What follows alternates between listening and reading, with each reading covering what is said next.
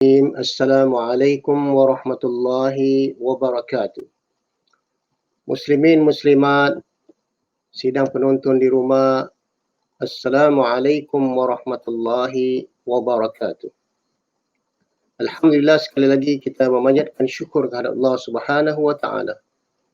Di mana dengan limpah dan karunia-Nya sekali lagi kita diberikan kesempatan di dalam kuliah tafsir yang bertema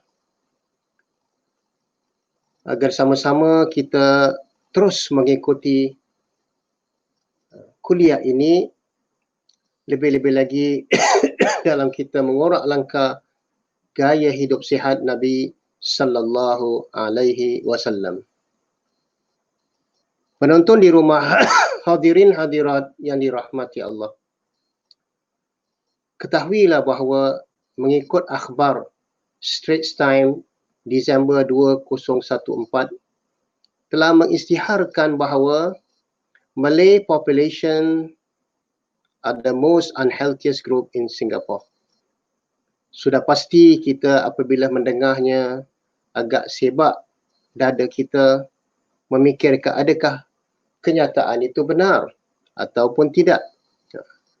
Lebih-lebih lagi dalam akhbar itu mengatakan number of diabetics and patient with kidney failures, heart attacks, strokes are mostly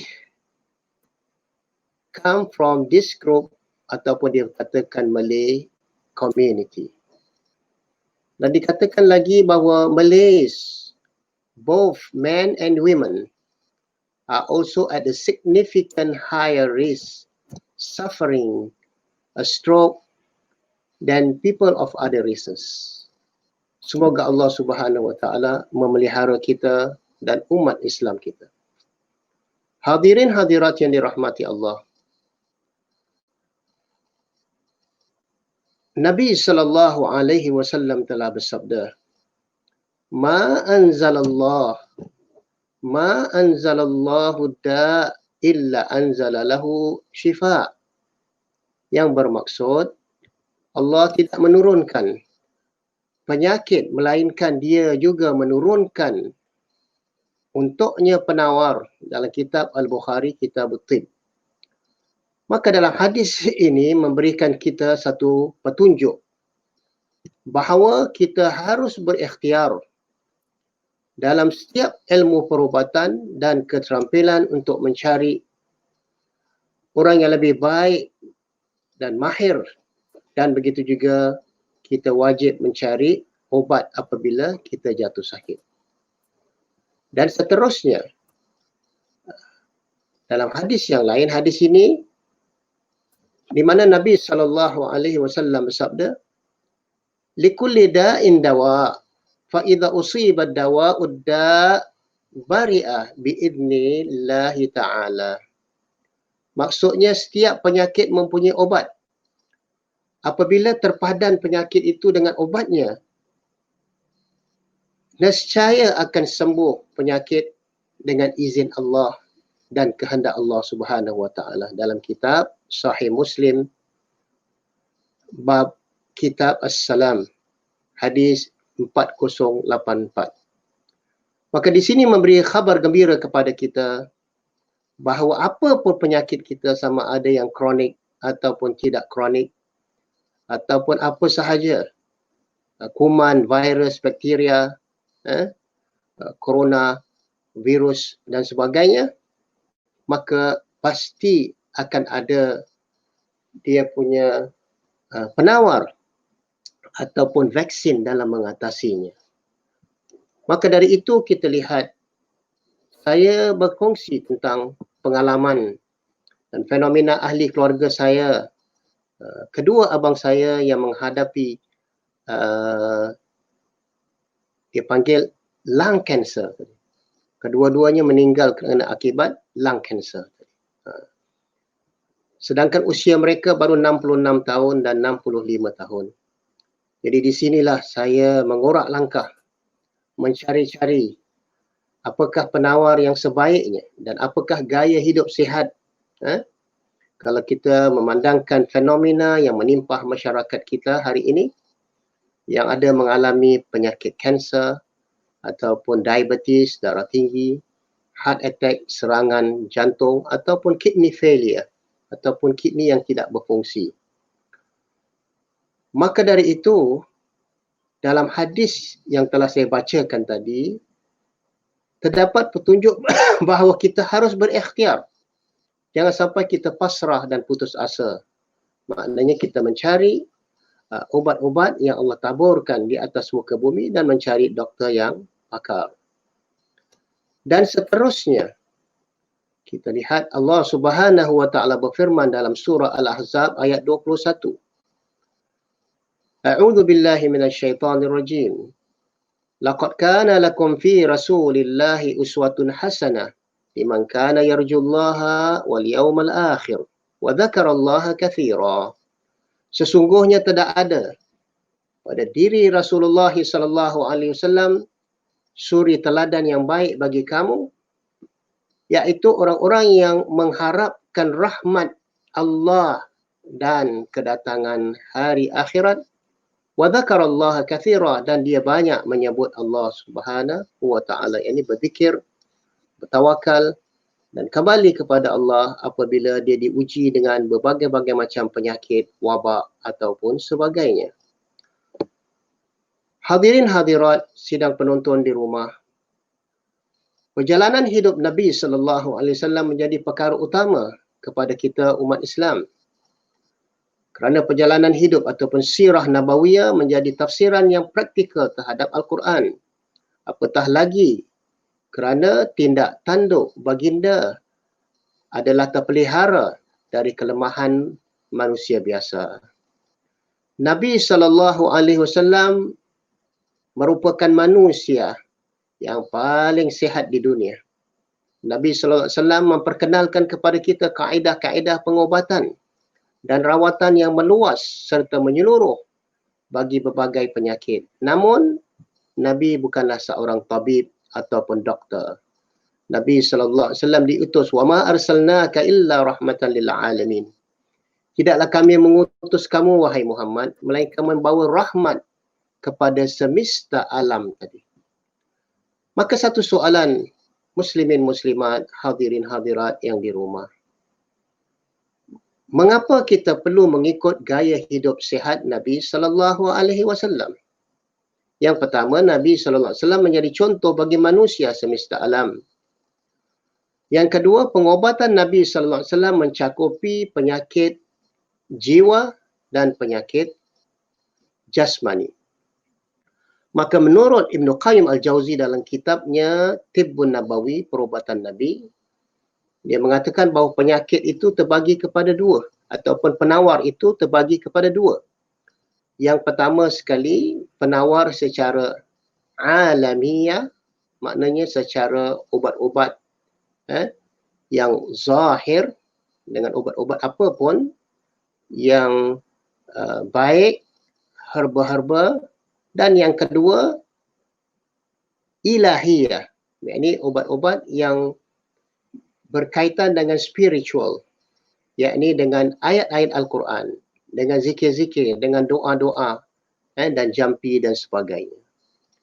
Maka dari itu seharusnya kaum muslimun menghidupkan kembali kepercayaan terhadap berbagai jenis ubat-ubat asli dan pengobatan yang diajarkan oleh Nabi sallallahu alaihi wasallam.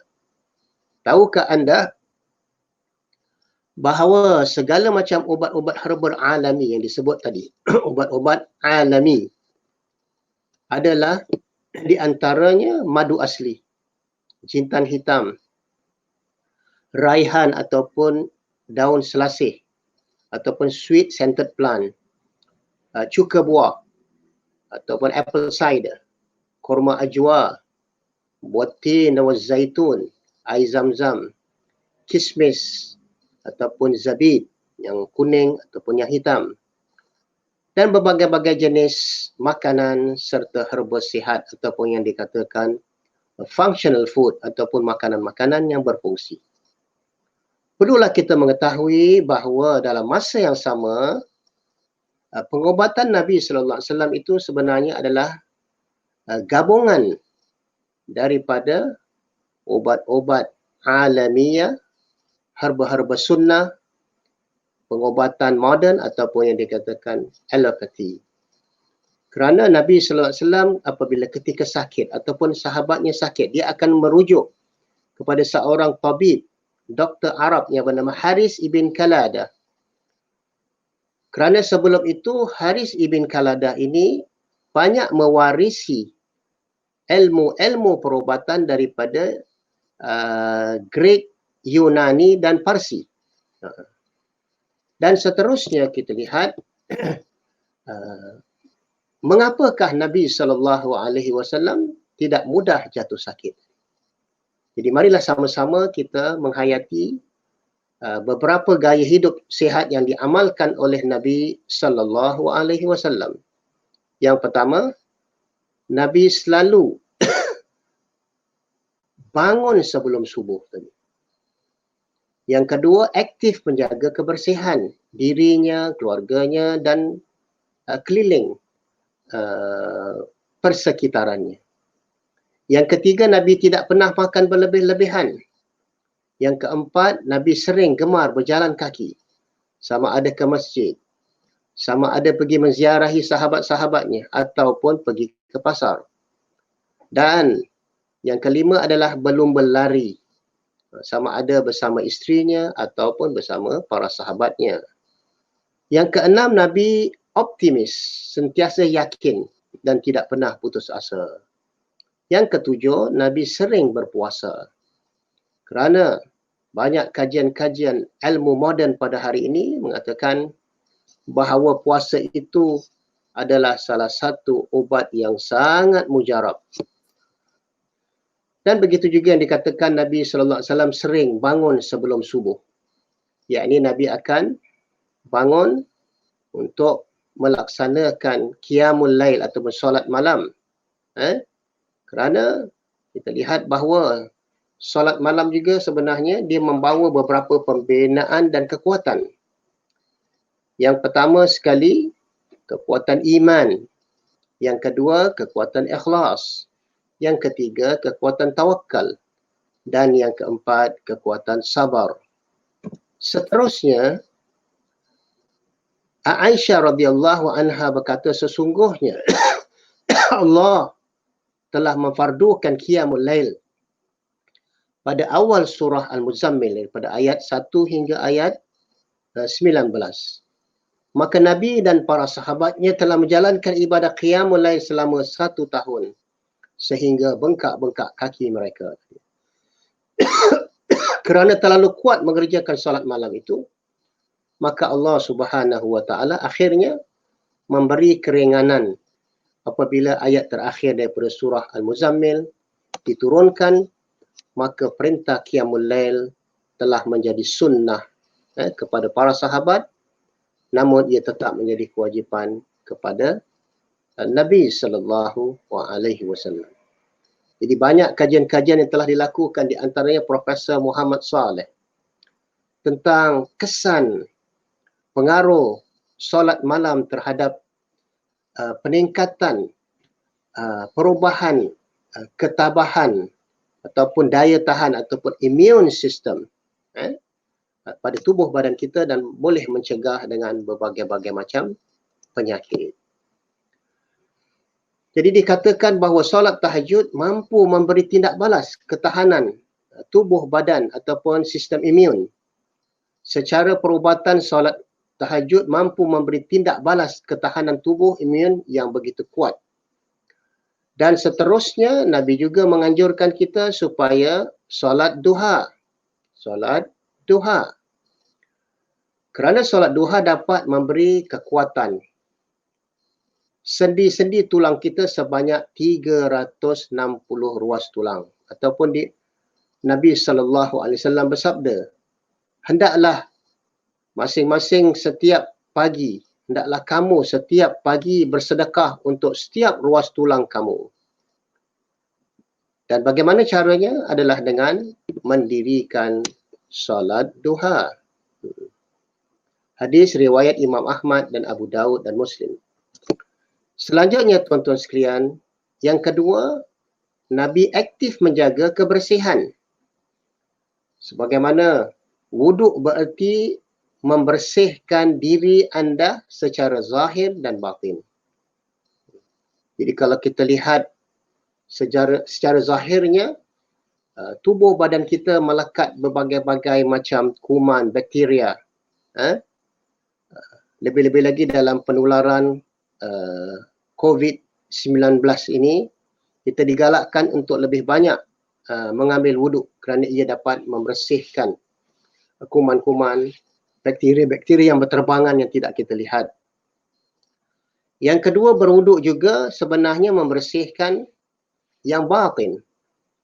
Sebab selepas saja kita mengambil wuduk, kita akan membaca doa. Asyhadu an la ilaha illallah wahdahu la syarikalah wa asyhadu anna Muhammadan abduhu wa rasuluh. Allahumma ja'alni minat tawwabin wa ja'alni minal mutatahhirin. Setelah kita berwuduk, kita memohon kepada Allah, ya Allah, jadikanlah aku daripada kalangan orang-orang yang bersih dan suci. Dan jadikanlah aku, ya Allah, daripada orang-orang yang bertaubat.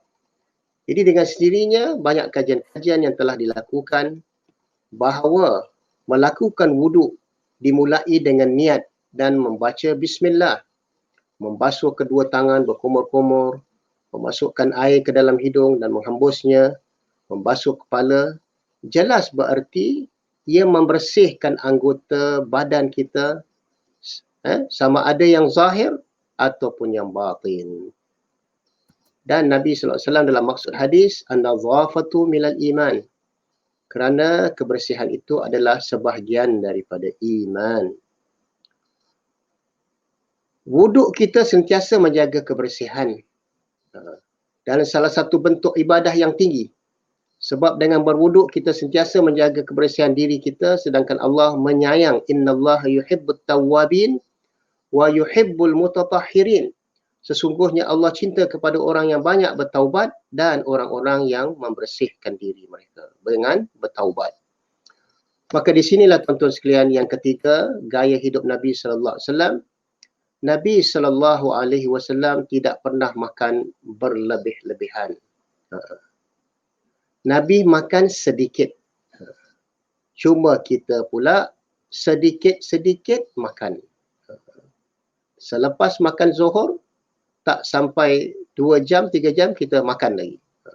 Lepas asar, makan lagi. Jadi maknanya kita sedikit-sedikit makan. Tetapi Nabi sedikit sekali makan.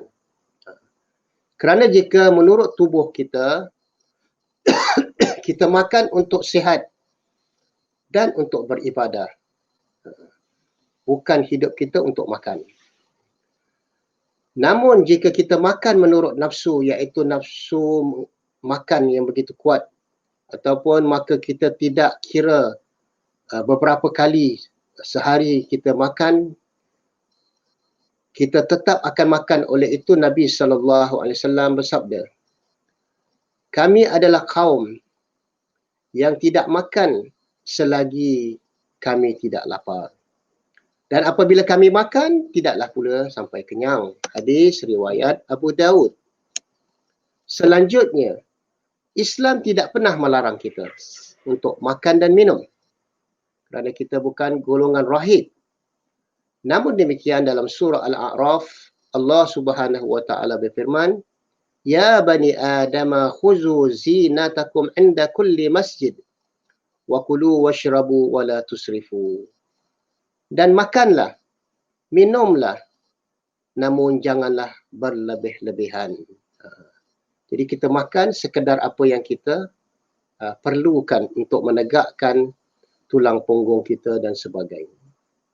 Dan dikatakan bahawa orang yang sakit neurotransmitter ataupun sistem transmitter neuro tadi, apabila dia makan makanan yang seimbang, ia boleh memperbaiki neurotransmitternya daripada sumber makanan yang asli dan mempunyai pedoman, iaitu makanan yang boleh menemukan keseimbangan.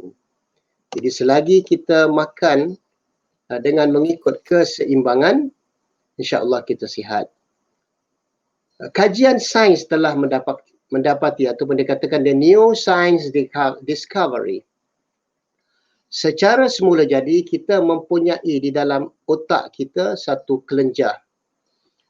Kelenjar ini dinamakan pineal gland ataupun kelenjar gland. Ia bergerak dengan saat perjalanan matahari. Jadi dikatakan oleh Dr. Jamil, apabila kita makan ketika 5 waktu solat, maknanya bertepatan dengan sesuai dengan perjalanan matahari, ia dapat mengeluarkan satu hormon yang bernama melatonin. Jadi hormon melatonin ini adalah sangat penting bagi tubuh badan kita, dan dalam masa yang sama ia dapat menggerakkan sistem imun tubuh badan kita. Apabila kita makan pada waktu-waktu yang diberkati, yakni pada waktu solat, dan makanan yang diberkati, maka kita dapat menjaga keseimbangan ataupun dikatakan the balanced food, makanan yang seimbang. Bukanlah berarti setiap kali datang masuk waktu solat kita terus makan. Maknanya antara azan dengan iqamah itu ada waktu yang panjang, 10 minit, 12 minit. Sama juga ketika kita bersahur pagi-pagi dekat dengan waktu subuh dan kita berbuka apabila mendengar azan. Maknanya kita makan sekedar apa yang boleh mengenyangkan tubuh badan kita, memberi kita tenaga untuk mendirikan solat maghrib. Namun yang digalakkan kita makan makanan yang halal dan yang ada kualiti yang dikatakan thayyibah. Thayyibah itu maknanya the wholesome, mempunyai kualiti yang menyeluruh.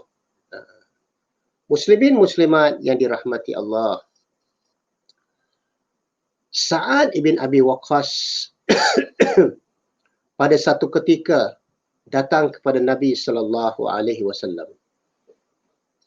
Dan Sa'ad berkata, "Ya Rasulullah, doalah kepada Allah agar aku menjadi orang yang makbul doanya." Nabi SAW berkata kepadanya, "Wahai Sa'ad, kalau kamu mahu aku menolong kamu, elokkanlah makanan kamu. Nescaya kamu menjadi orang yang makbul doanya." Maknanya elokkanlah pemakanan kamu.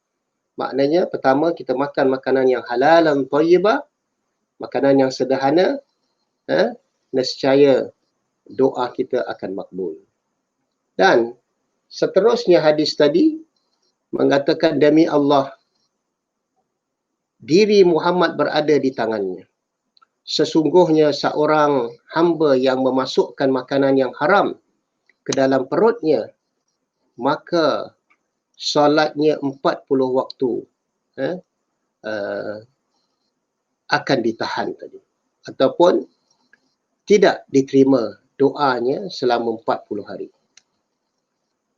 Maka amalannya tidak akan diterima selama 40 hari, dan mana-mana hamba yang dagingnya tumbuh daripada sumber yang haram, maka nerakalah lebih layak baginya. Tafsir Ibn Kathir dan begitu juga Al-Haythami Al-Majma'. Jadi di situlah tuan-tuan sekalian, kita naklah sentiasa menjaga pemakanan kita agar kita diberkati oleh Allah Subhanahu Wa Taala. Yang seterusnya, Nabi SAW pernah bersabda satu bala. Dikatakan bala yang pertama sekali berlaku kepada umat ini sesudah aku ialah kekenyangan perut. Kerana perut itu punca segala macam penyakit. Dan lanjutnya Nabi SAW bersabda lagi, sebab apabila sesuatu kaum itu kenyang perutnya, maka akan naiklah badannya, lalu akan lemahlah hatinya, dan akan bermaharajalelah syahwatnya. Hadis Imam Bukhari. Dan dalam hadis yang lain, Nabi SAW bersabda, walaupun hadis ini lemah, al-batnu baitu kulli da', bahawa perut itu adalah punca segala macam penyakit. Perkara ini telah dibuktikan secara saintifik. Maknanya apabila kita tidak menjaga apa saja makanan yang masuk ke dalam perut kita, maka ia adalah punca segala macam penyakit. Di antaranya GERD ataupun gastrointestinal reflux disease tadi. Ataupun dikatakan asam lambung atau perutnya mengandungi gas asid yang berbahaya. Yang keempat tadi, gaya hidup Nabi SAW, Nabi gemar berjalan kaki. Sama ada pergi ziarah sahabatnya, sama ada berjalan ke masjid, sama ada gemar berjalan ke pasar, ataupun berjihad fi sabilillah, Nabi berjalan kaki mengikut riwayat dalam peperangan Zadur Raqa. Seterusnya Nabi gemar berjalan kaki ke rumah untuk menziarahi orang-orang sakit. Dan begitu juga ada riwayat yang mengatakan seminggu sekali Nabi akan berjalan kaki ke Masjid Quba untuk solat 2 rakaat di masjid itu tadi. Seterusnya yang kelima, Nabi SAW seorang yang optimis dalam melakukan apa sahaja. Visi-misi ataupun maknanya perjalanan hidupnya. Nabi SAW akan sentiasa bersungguh-sungguh untuk mencapai apa sahaja perintah Allah Subhanahu wa Ta'ala dalam menyampaikan risalah Allah Subhanahu wa Ta'ala. Selanjutnya dikatakan Nabi tidak pemarah ataupun cepat marah. Mengikut pendapat sebahagian ulama, terdapat 4 bentuk kemarahan yang dimiliki oleh manusia. Pertama, cepat marah, lambat hilang kemarahan. Yang kedua, cepat marah dan cepat hilang kemarahannya. Yang ketiga, lambat marah dan lambat pula hilang. Yang keempat, lambat marah dan cepat hilang kemarahan. Di dalam 4 jenis marah ini, yang mana satukah yang terbaik? Nombor 4 lah yang terbaik. Maknanya dia lambat ataupun susah marah, tapi cepat hilang kemarahannya. Jangan sampai kita menjadi orang yang cepat marah, tetapi lambat hilang kemarahannya. Hendaklah kita sentiasa beristighfar ataupun mengambil wuduk untuk mendapatkan ketenangan. Seterusnya, Nabi SAW seorang yang cekal ataupun dikatakan optimis apabila dia ditimpa segala macam ujian, wabak ataupun sebagainya.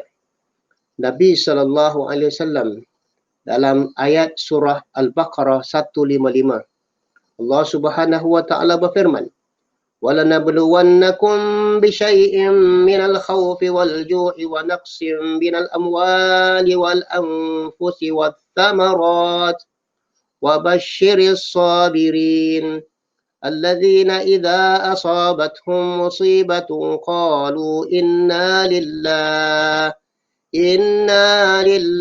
وَإِنَّا إِلَيْهِ رَاجِعُونَ أُولَٰئِكَ عَلَيْهِمْ صَلَوَاتٌ مِّن رَّبِّهِمْ وَرَحْمَةٌ وَأُولَٰئِكَ هُمُ الْمُهْتَدُونَ.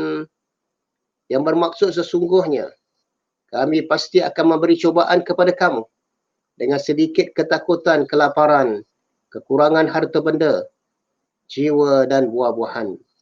Fabasyiris sabirin, maka berilah berita gembira kepada orang-orang yang sabar. Wabasyiris sabirin, dan berilah berita gembira kepada orang-orang yang sabar. Dan apabila mereka ditimpa musibah, mereka ucapkan inna lillah wa inna ilaihi raji'un. Jadi begitulah keadaan Nabi SAW sepanjang perjuangannya 23 tahun dalam menyebarkan dakwah. Nabi SAW seorang yang cekal dan tabah. Nabi tidak mudah berputus asa dan Nabi akan sentiasa kembali kepada Allah Subhanahu wa Ta'ala dalam apa pun menghadapi cabaran.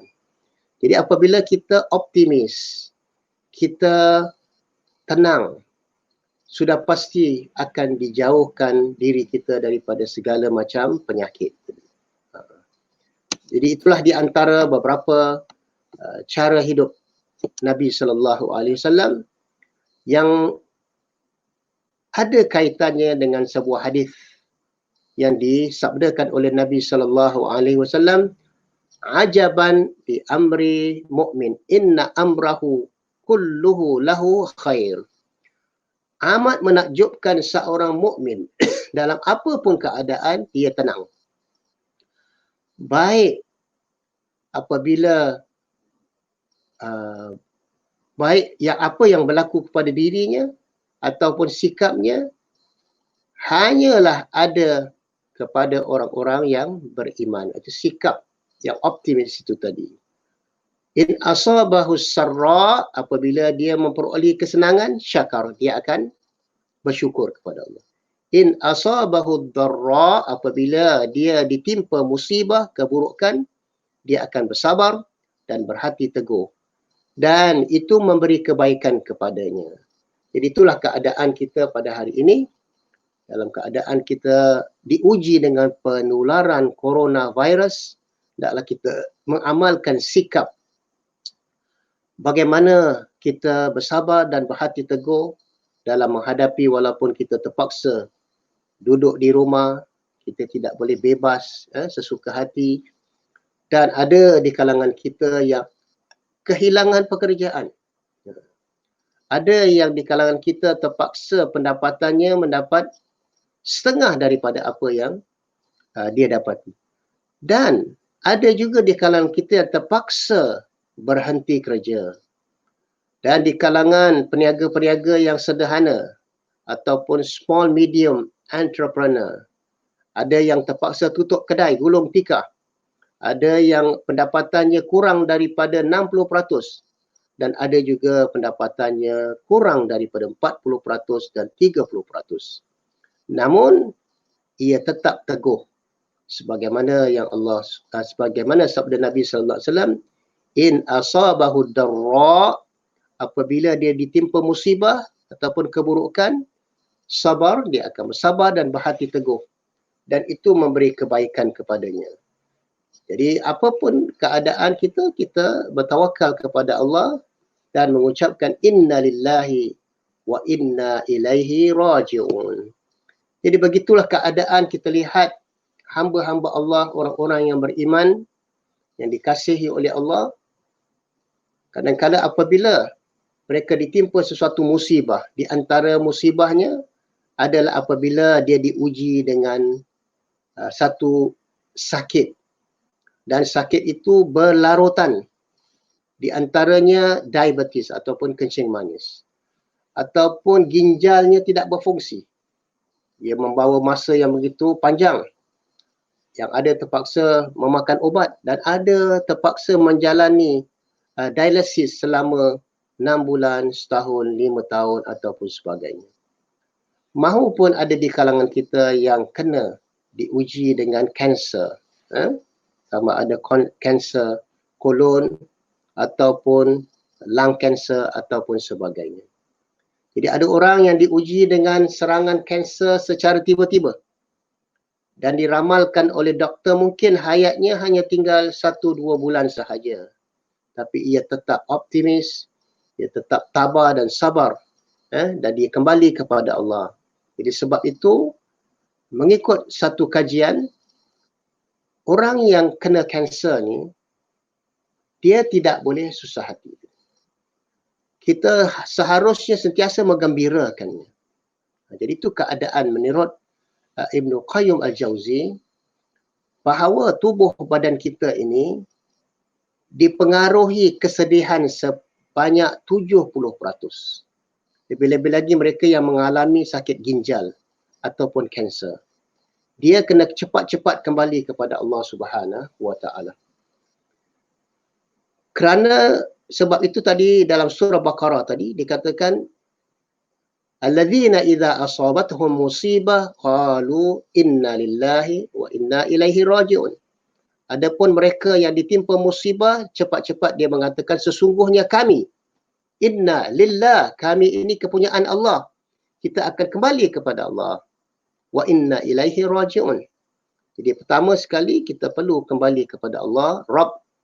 Kerana Allah Subhanahu wa taala tadi dalam hadis yang pertama yang saya baca tadi, ma anzalallahu da illa anzala lahu syifa. Tidaklah Allah menurunkan penyakit kecuali Allah akan turunkan bersamanya penawar. Jadi kita kena yakin bahawa Allah menjanjikan pasti akan ada penawarnya. Begitu juga kita lihat penularan Corona virus 19, mesti ada penawarnya. Sama ada cepat ataupun lambat. Sebab itu ada satu hikmah Allah melambatkan vaksinnya ataupun antidotnya supaya kita bersabar, kita terus bersungguh-sungguh mencari penawar yang terbaik. Jadi akhir-akhir ini yang mana kita lihat di sebuah pusat kajian At-Tayyibah di Madinah Munawwarah telah menemukan suatu penawar ataupun vaksin ataupun syifa yang masih dalam keadaan diuji kaji untuk mencari penawar yang mujarab. Dan akhir sekali adalah Nabi sallallahu alaihi wasallam sering lebih banyak mengamalkan puasa-puasa sunat. Dalam hadis yang lemah, Ibnu Sunni dan Abu Naim, yang maksud hadisnya berpuasalah kamu, nescaya kamu akan sihat. Maknanya dengan berpuasa akan diperolehi manfaat secara biopsychosocial berupa sifat jasmani dan rohani tadi. Jadi selain daripada kita berpuasa ini, rahsia-rahsianya membina kekuatan rohani kita, ia juga sebenarnya boleh merawat berbagai macam penyakit. Jadi kajian telah dilakukan. Terlebih dahulu dikatakan apabila kita berpuasa selama 1 bulan penuh, ia dapat memberikan tubuh badan kita bertambah sihat. Umat Islam yang melakukan ibadah puasa sesuai dengan syariat Allah, maka dia dapat menguatkan sistem imunnya dan boleh melakukan detoxification ataupun detoksifikasi, yakni dengan pengeluaran zat racun dari tubuh badannya. Jadi kajian saintifik telah terbukti hingga seluruh dunia pada hari ini, sama ada perubatan secara homeopati ataupun naturopati ataupun alopati, mereka telah mengakui bahawa sebenarnya sembuh itu bukan bergantung kepada obat. Dan penawar itu juga bukan terdapat pada seorang doktor. Namun demikian, kita kembali kepada Allah ketika kita berpuasa dan memohon syifa, penawar daripada Allah Subhanahu wa taala, kerana Allah adalah Rabbun Nas, Tuhan manusia. Allah mencipta manusia dan Allah juga mencipta penyakit ataupun virus ataupun sebagainya. Jadi kita sebaik-baiknya kembali kepada Asy-Syafi, Allahumma Rabbun Nas, Ishfi wa anta syafi. Ataupun doa Jibril, Bismillahi arqih min kulli syai'in yu'dhir wa min kulli syarrin nafsin aw ainin wallahu yashfi. Bismillahi arqih. Allah Subhanahu wa taala menyembuh. Aku meruqyah kamu, aku menjampi kamu daripada segala apa yang memberatkan kamu ataupun yang menyakitkan kamu, daripada kesan kesakitan jiwa ataupun daripada ain. Wallahu yashfi. Yang menyembuhkan adalah Allah. Aku hanya menjampikan kamu ataupun aku hanya merawat kamu. Wallahu yashfi. Tapi yang sebenarnya yang mengobati kamu, yang memberi kamu syifa adalah Allah Subhanahu wa taala.